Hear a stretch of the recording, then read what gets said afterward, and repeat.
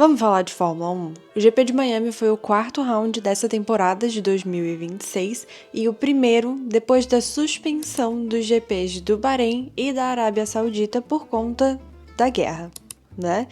Então, o que aconteceu? Nos outros GPs do início do ano, todos os pilotos e as equipes estavam reclamando muito do novo regulamento por conta do carro, da questão da largada e também de segurança. Então nós tivemos algumas alterações no regulamento e esse foi o primeiro GP em que elas foram de fato implementadas. Eu trouxe tudo anotado para facilitar porque são questões bem técnicas e eu separei os ajustes em 3 áreas, que foi na classificação, na corrida e nas largadas, porque cada uma tinha uma necessidade diferente, tanto de potencial, então vamos entender aí potência e desempenho em si, e também a questão de segurança. Então, as principais mudanças para a classificação. Primeiro, a gente mudou o limite de recarga por volta, isso, ok? Então, a FIA reduziu de 8 megajoules para 7 megajoules. O uso da potência, a gente tem uma alteração naquela questão do super clipping que eu falei para vocês nos outros vídeos. Então, ele aumentou de 250 kW para 350 kW. Qual que é a ideia principal aqui? Tirar aquela sensação não, aquela questão realmente de que o piloto tem que sacrificar o final da reta para recarregar a energia para ele conseguir continuar correndo. Então, essa é a principal mudança para a classificação. Para a corrida, a gente tem mais 3. Então, a primeira é a distribuição de potência.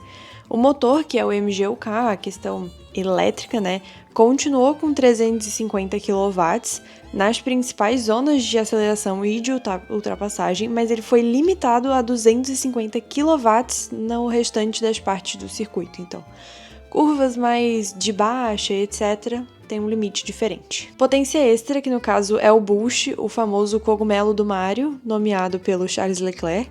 A potência máxima disponível pelo boost corrida foi restrita a 150 kW, ou no caso, ao nível de potência que o carro já estiver usando naquele momento.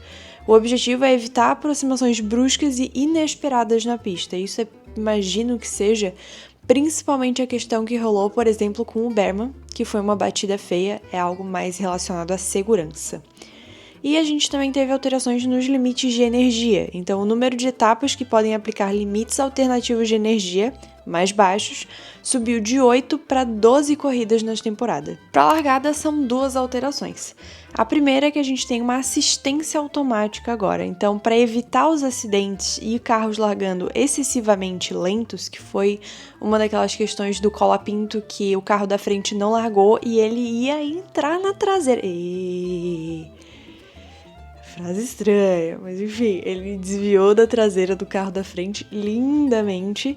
Isso aqui vai resolver. Então a FIA implementou um novo sistema para detectar falha de potência no momento da largada. E a segunda é a intervenção. Então, se o sistema detectar uma baixa potência, ele aciona automaticamente o motor híbrido para evitar essa largada muito lenta. Então, assim, a ideia é ela não garantir uma vantagem esportiva, mas pelo menos é para evitar batidas já direto na largada. E lá vamos nós para mais um vídeo onde eu esqueci de carregar o meu microfone antes de começar a gravar. A gama de pneus escolhida pela Pirelli para o GP de Miami foi a mais dura, então C3, C4 e C5. E a gente também teve liveries especiais em 2 equipes. A primeira foi a Racing Bulls, que trouxe aí uma releitura do Red Bull Tropical, uma vibe meio verão, porque lá eles estão bem nesse estilinho, enquanto a gente aqui tá tudo encasacado, a gente do sul, no caso, pelo menos, né? E a gente também teve a Cadillac pela sua primeira corrida em casa, porque pra quem não sabe, a Cadillac é dos Estados Unidos. E aí eles trouxeram uma pintura preta e branca, e na asa tem, tipo, USA, um azul, um vermelhinho, um branco. Ficou bem a estética, assim, ficou bonito, só falta resolver o carro. Outra equipe que estava precisando dar uma salvada no carro era a Aston Martin, mas foi a única equipe do grid que não trouxe nenhuma única atualização para o GP de Miami. A Haas trouxe uma atualização, a Mercedes e a Audi trouxeram 2 atualizações cada, Racing Bulls e Alpine trouxeram 6, Red Bull, Williams e McLaren trouxeram 6, Cadillac trouxe 9 e a minha Ferrari, para garantir o campeonato, olha a ilusão da pessoa, trouxe 11 atualizações. Pro TL único eu achei ele até que relativamente tranquilo, mas a FIA decidiu, por conta das alterações no regulamento e também por ter ficado mais de um mês sem corrida, sendo que esse mês parado não era previsto, ao invés de 1 hora de treino, eles deram 1h30. Depois daquela saída meio apressada, meio caótica, misteriosa do chefe de equipe da Audi, que era o Jonathan Whitley, se eu não me engano, a gente tem agora um novo chefe de equipe, que quem tinha assumido meio honorariamente essa função era o Mattia Binotto, agora é o Alan McNish. O início foi realmente bem devagar, tava todo mundo ali começando a testar limites, mas aparentemente a McLaren conseguiu se encontrar um pouco melhor no próprio carro, começaram a andar um pouco melhor, e sinceramente, ver o Norris usando o número 1, pra mim sempre vai ser estranho, não sei, não me desce, tipo assim, ok, entendo, mas é uma visão estranha, eu não consigo ver ele tipo, fora de pódio, direto. Claro que já esteve esse ano, mas ainda assim, tipo, campeão mundial usando o número 1 e ultimamente ele mal aparece na transmissão. Sei lá, meio complicado. Falando da McLaren, passaram Flow-Vis no carro do Piastri e a impressão que eu tive foi que eles pegaram o balde e só fizeram assim, ó. Pá! Porque, cara, o que é aquilo? Ficou muito... Eu não sei, acho que talvez seja coisas que só eu reparo, porque, cara, alô, bom dia. A gente teve a Ferrari correndo super bem, o Verstappen competitivo de novo, e aproveitando que eu tô falando aí da segregação do grupo Red Bull, eu tenho que falar, eu gosto do Arvid. Eu gosto da maneira que ele corre, eu gosto da maneira como ele se comunica, ele é engraçado. Ele é tipo um Radiar 2 na minha cabeça.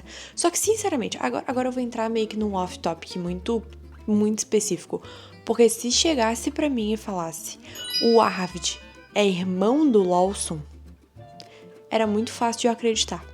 Sou só eu que acho eles muito parecidos. Pelo amor de Deus, comenta aqui pra eu saber. Pra quali da sprint no SQ1, a gente já começa naquele pique que a Mercedes adora. O Kimi quase batendo no George na saída do box.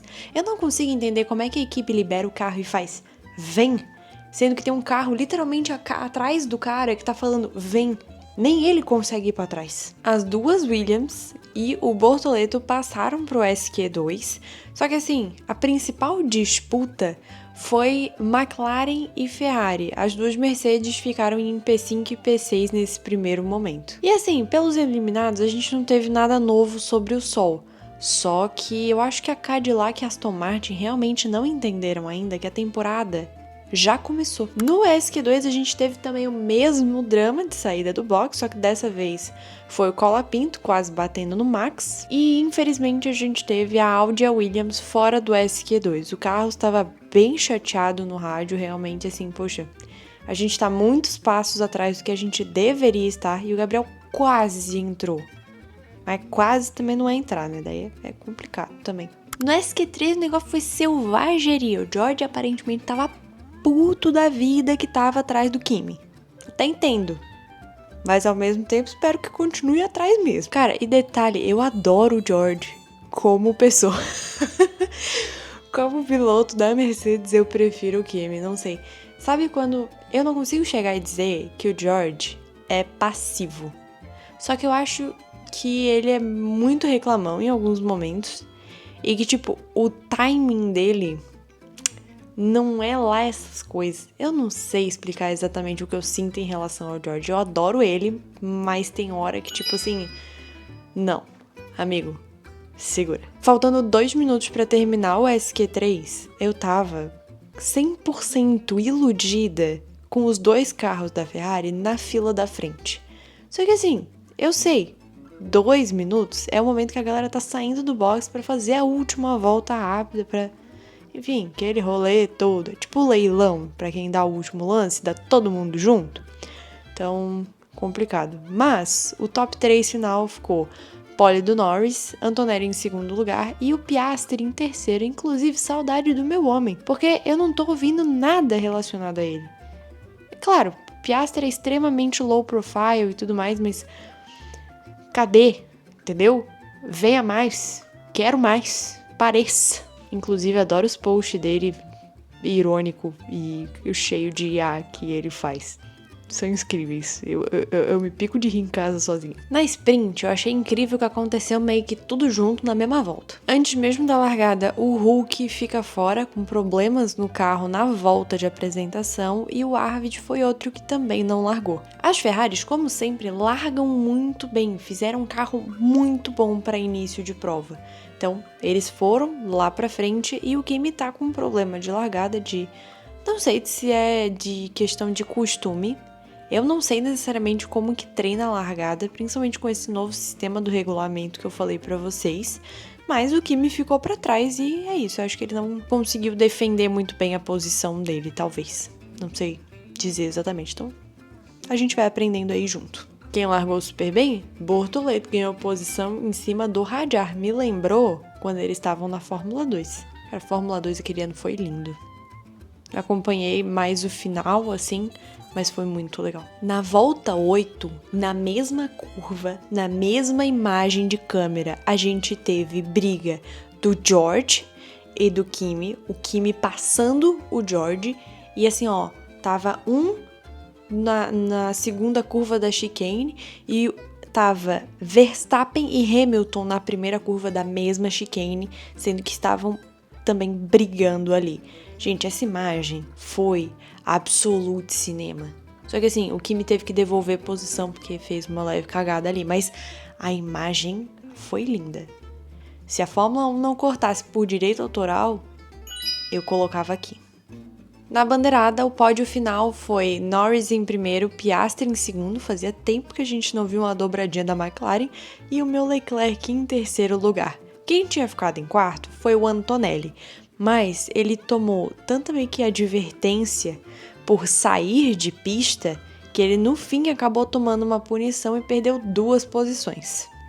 Agora, quem foi desclassificado dessa sprint e me revoltou foi o Bortoleto, porque eu acho que, assim, existem algumas coisas, por exemplo, atitudes desportivas e tudo mais, que são passíveis de desclassificação. Nossa, o peso do carro tá muito diferente, tá, né? Aquela coisa toda. Cara, sabe por que ele foi desclassificado? Porque entra muito ar no motor. Tipo... Ok, para o sistema de resfriamento é ótimo, e piriri pororó, mas... Nossa, se entra tanto ar no motor, que bom que a Audi fez um sistema de resfriamento decente. Essas minúcias, sinceramente, eu acho que deveria ficar por questão de cada equipe. É exatamente a mesma ideia daquela ideia da Mercedes de puxar o volante ou empurrar para mudar a direção das rodas dianteiras por conta das curvas, para ter mais aderência e tudo mais. Cara, foi uma sacada deles, igual a Asa Macarena e piriri pororó. Desclassificado porque entra muito ar no motor.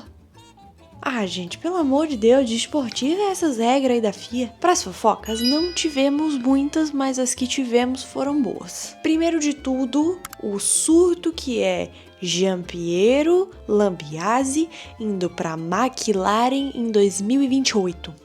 Pra quem não tá acompanhando, tipo, 100% assim, essa questão, Gianpiero Lambiase é o cara, é o engenheiro que fala com Max Verstappen no rádio.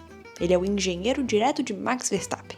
E o nosso queridíssimo Max já disse algumas vezes que se o Lambiase saísse, se aposentasse, ele se aposentava junto. Então aí a gente tem várias alternativas. Max na McLaren? Acho difícil. Acho mais fácil Max na Mercedes. Essa notícia me deu fez meu cérebro virar uma leve amoeba, sabe? Equipes e pilotos da Fórmula 1 estão sendo investigados por possível sonegação de impostos, ou seja, fraude fiscal, nas corridas da Itália. Gente, eles não ganham o suficiente, né? Pra fazer um negócio desse, pelo amor de Deus. Mas assim, pelo que eu vi até hoje, nada confirmado. Mas que existe a investigação, existe. E eu vi teorias um pouquinho mais pesadas. Mas assim, não vi fontes confiáveis falando sobre. Só vi relacionado à questão de sonegação de impostos. Então, é só isso que eu vou trazer aqui. Ano passado, eu cheguei a comentar com vocês que esse ano, 2026, vai ser o último ano da corrida do GP da Holanda, ou seja, o circuito de Zandvoort vai sair do calendário da Fórmula 1. E a pista que vai substituir vai ser a da Turquia. E além disso, lembram daqueles protestos que eu falei bastante ano passado que estava tendo na Espanha, porque vai ter um GP a mais lá, que aí é um GP de rua, passa por um lugar que é mais residencial, o pessoal não estava gostando muito, que é Barcelona-Catalunha. O que ficou decidido é que esse circuito vai ser revezado com Spa-Francorchamps.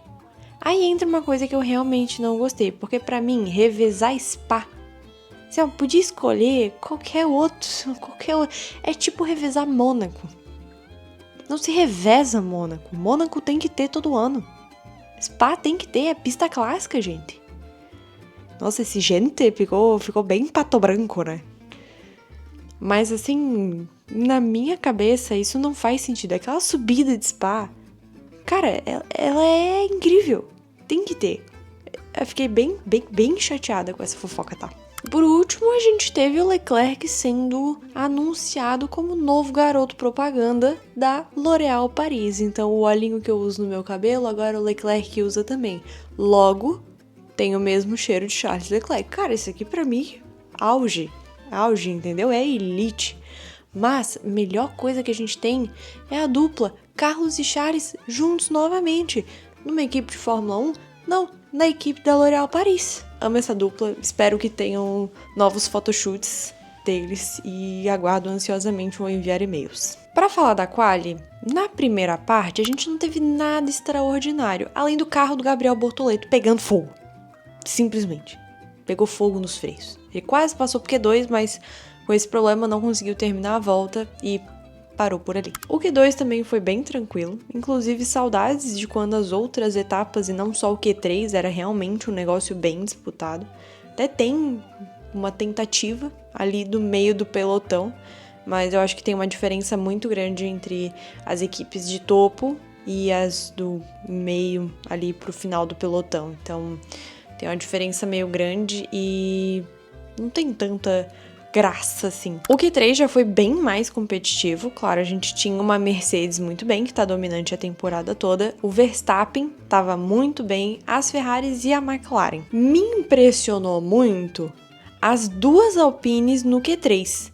Eu acho que naquele momento o Briatore até deu uma fechadinha na tampa da caneta dele de assinar a demissão de alguém, então bom pra eles. O Russell, nessa última etapa, deu uma lutada boa com o carro e o top 3 ficou a pole com o Antonelli, Verstappen em segundo e em terceiro o Leclerc. Infelizmente, a FIA encontrou algumas irregularidades no carro do Isaac Hadjar, pelo que eu entendi foi algum problema de tamanho, então a largura do carro não estava aceita dentro dos parâmetros do regulamento e ele vai largar em 20º.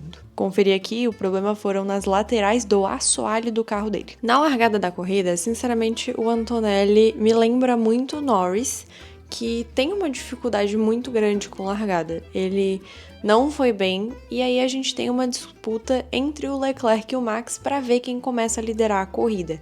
Só que o Max dá um 360 na pista e o Leclerc, dispara. Em segundo fica o Antonelli, em terceiro o Norris. Só que não dá pra esquecer que a Mercedes ainda tem o carro dominante da temporada. Ferrari é boa de largada, graças a Deus não é só bom dia, é boa largada.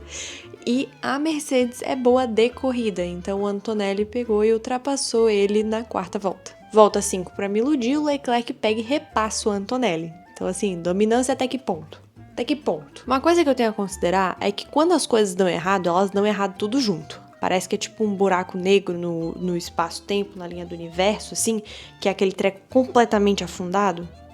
que tem muita força gravitacional? Enfim, vamos pensar um pouquinho.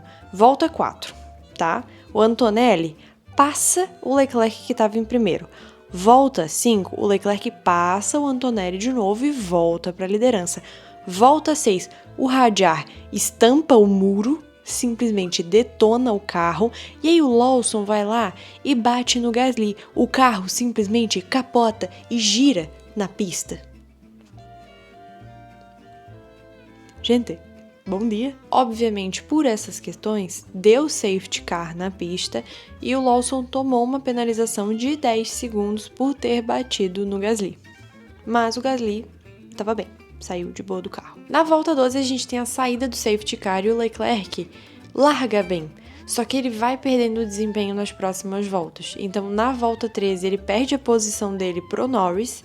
E logo em seguida, na volta 14, ele já perde pro Antonelli também. Na volta 27, o Max, que lá no início da corrida deu um 360 e boa parte do grid passou ele, já tá em quarto. Cara, este homem, quando é colocado em último lugar, ele praticamente vai ganhar a corrida. É incrível.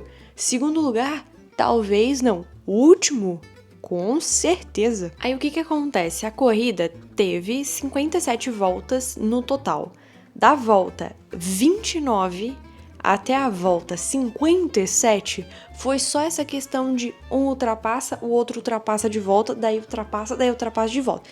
Todo mundo assim. Simplesmente nada novo sob o sol. Aí a gente me chega na última volta. Piastri, que estava brigando com o Leclerc pelo terceiro lugar, vai lá e ultrapassa. E aí eu pensei, Leclerc, dá uma segurada aí, né? Dá uma acelerada, porque, cara, é a última volta, vamos tentar voltar aí pro pódio, né? Aí, acho que ele ouviu meus pensamentos e deu um 360 na pista. Eu pensei, porra, pelo menos leva o carro pra garagem, amigo. Pelo menos pra garagem. Precisa do pódio, não. Se preocupa com o que eu pedi, não. Eu sei que eu pedi demais pra uma Ferrari. Enfim, na bandeirada, quem ganhou a corrida foi o Antonelli. Então, sua terceira vitória esse ano e terceira vitória na carreira e terceira vitória seguida, inclusive. Norris em segundo lugar e o Piastri em terceiro. Olha, as penalidades pós-corrida foram pesadas, porque o Charles tomou 20 segundos, porque ele fez alguma coisa, saiu de pista, não entendi se ele fez uma ultrapassagem ou se ele só saiu de pista, e aí a FIA disse que ele teve uma vantagem duradoura. Só que assim, quando ele deu aquele 360 dele, que ele estava lutando pelo terceiro lugar, além do Piastri se manter à frente, quem passou ele? O Max e o Russell, que estavam brigando lá atrás. Então ele terminou a corrida em si em sexto lugar. E aí, nisso, de mais 20 segundos de penalidade, ele terminou foi em oitavo. Até o Lewis ficou na frente dele. Além disso, mais uma penalidade de 5 segundos para o Max por passar da linha branca nos boxes. Entendo as regras. Entendo de verdade, mas tem umas que eu fico, cara, se é coisa fora da pista e não é um absurdo, só deixa eles correr, gente. Só deixa correr. Não sei. Fórmula 1 este ano tá me dando um certo ranço de assistir. Tá me dando um desgosto, porque primeiro essas questões dos carros. Já não larga mais, já não consegue correr mais direito, e aí tem que pensar na bateria, e aí eles ficam pensando, vou botar uma Duracell no bolso, porque vai que eu consigo usar no meio da corrida, sabe? Não sei, pra mim isso deu é um gosto estranho assistir, sabe? Eu assisto a corrida e eu fico tipo, então tá, né? Não tá bom. Enfim, não sei como é que tá a impressão de vocês desse ano, mas essa é a minha. Muita regrinha ridícula, muita coisinha que piriri, pororó. Aí tá quase virando futebol, que a galera mal toca uma no pé da outra, já tá rolando, já tá querendo pênalti, sendo que tava no próprio campo. Ai, gente, acorda, né? Acorda pra vida, vamos correr, vamos viver. Mas enfim, quero saber a opinião de vocês nos comentários. É isso. Um beijo, até o próximo vídeo.